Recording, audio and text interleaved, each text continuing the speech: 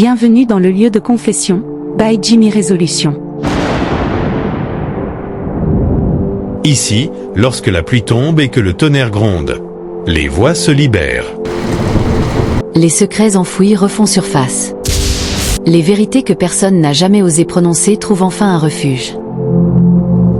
Dans cet espace, des hommes et des femmes viennent déposer leurs blessures, leurs regrets, leurs fautes, leurs espoirs. Des histoires d'amour, de trahison, de miracles, mais aussi des douleurs silencieuses que personne ne voit. Ici, rien n'est inventé. Chaque mot est réel, chaque émotion est vraie, chaque confession est un morceau de vie livré en toute discrétion. Abonnez-vous maintenant, invitez vos amis à nous rejoindre. Et si vous avez une histoire à partager, envoyez-la au numéro affiché à l'écran. Préparez-vous. Chaque jour, une nouvelle vérité se dévoile. Mon père n'était pas mon père. Et ma mère m'a menti jusqu'à sa mort. Ce soir, écoutez l'histoire de Grèce. C'est une histoire vraie, lourde, qui parle de secrets, d'amour, de trahison et de pardon. Je vous prie de rester jusqu'à la fin.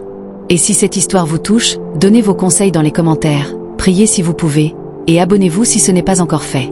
Je m'appelle Grèce. J'ai 30 ans. Ce que je vais raconter ce soir n'est pas une fiction. C'est ma vie. Je veux être claire, je ne viens pas ici pour juger. Je viens pour être honnête, pour vider ce sac qui me brûle depuis trop longtemps. J'ai grandi dans une famille que tout le monde enviait. Un père affectueux, un foyer chaleureux, une mère qui faisait tout pour nous. 3 enfants, du rire, de la prière. Pas beaucoup d'argent, mais de la dignité. Mon père, pour moi, c'était un héros. Je l'appelais mon roi. Il m'a appris à prier, à lire, à croire que le monde était bon. Je l'aimais profondément. La maladie a tout changé le jour où mon père est tombé malade. Un cancer implacable. 2 longues années de traitement, d'espoir qui s'érode. Je me souviens de sa main froide dans la mienne, de la ridule de fatigue autour de ses yeux, et de ce soir où il m'a appelé à son chevet. Il a pris ma main, il m'a regardé, et il m'a dit « Grèce, promets-moi toujours d'aimer ta mère, quoi qu'il arrive. » J'ai promis. Le secret. 3 mois après l'enterrement, ma mère a changé. Elle pleurait la nuit. Elle restait enfermée. Ce n'était pas seulement du deuil. Un soir, elle m'a appelé. Elle tenait un vieux carnet, ses mains tremblaient. Elle m'a dit « Il est temps que tu saches la vérité. » Dans ce carnet, des lettres, des photos, des papiers. Et une photo d'un homme que je ne connaissais pas. Cet homme, c'est ton vrai père. Mon monde s'est arrêté. Elle a expliqué. Elle a raconté une nuit, une erreur de jeunesse, la peur, l'accouchement, et le choix de garder ce secret pour protéger le foyer. Elle m'a dit qu'elle croyait que Dieu avait effacé sa faute. Qu'elle ne voulait pas détruire nos vies. La colère et la douleur. Je suis restée sans voix pendant des jours. Je ne pouvais plus la regarder. Comment avait-elle pu me cacher ça?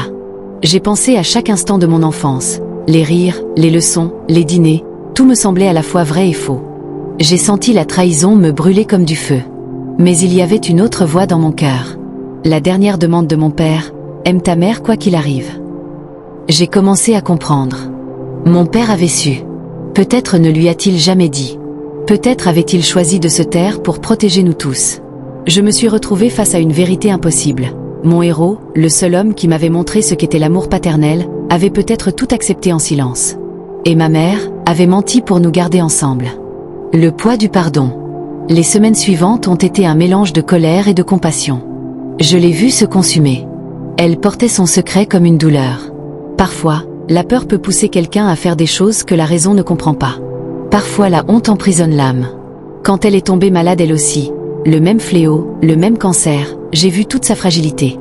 Au dernier souffle, elle m'a dit « Pardonne-moi, Grèce. J'ai eu peur, mais je t'ai aimé plus que ma propre vérité. » Je lui ai tenu la main. Je n'ai pas su parler. Mais j'ai senti que le pardon n'était plus un choix, c'était une nécessité. Pour moi. Pour la paix. Pardonner ne veut pas dire oublier. Pardonner, c'est décider de ne plus laisser la haine gouverner ta vie. Réflexion et question. Depuis ce jour, je vis avec 2 vérités. Celle d'une enfance chérie par un homme qui n'était pas mon père biologique, mais qui avait choisi de m'aimer, et celle d'une mère qui a menti par peur et par amour. Je me pose des questions. Qui est mon vrai père? Est-ce la personne du papier, ou celui qui m'a élevé? L'amour se mesure-t-il au sang ou aux actes? Comment retrouver la paix quand les fondations de ta vie tremblent? Le message. Ce que je veux partager aujourd'hui, c'est ceci. La famille, ce n'est pas toujours le sang. Parfois, c'est un choix. Parfois, c'est un silence qui protège. Les secrets naissent de la peur, parfois de l'amour. Et le plus souvent, la vérité est plus compliquée que ce que l'on imagine.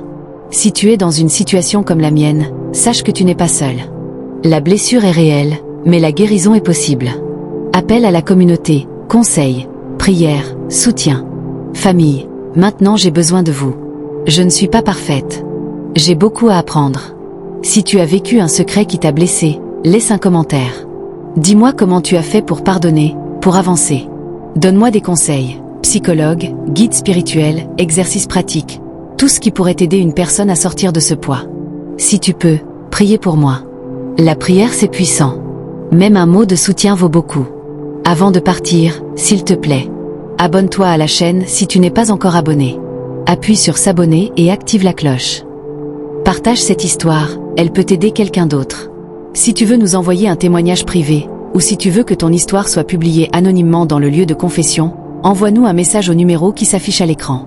Avant de terminer, je veux dire une chose à toutes les mères et à tous les pères. Vos actes comptent plus que vos mots. Les enfants n'oublient pas l'amour donné à temps. Et à ceux qui ont des secrets, cherchez de l'aide. Le pardon libère, mais il faut du temps et parfois un guide. Merci d'avoir écouté jusqu'ici. Je suis Jimmy Résolution, le lieu de confession. Commente, conseille, partage. Aidez-nous à bâtir une communauté où les cœurs blessés trouvent une oreille et une prière. Que Dieu vous bénisse. Tita ogano mbiendate atinene. Ziye mo,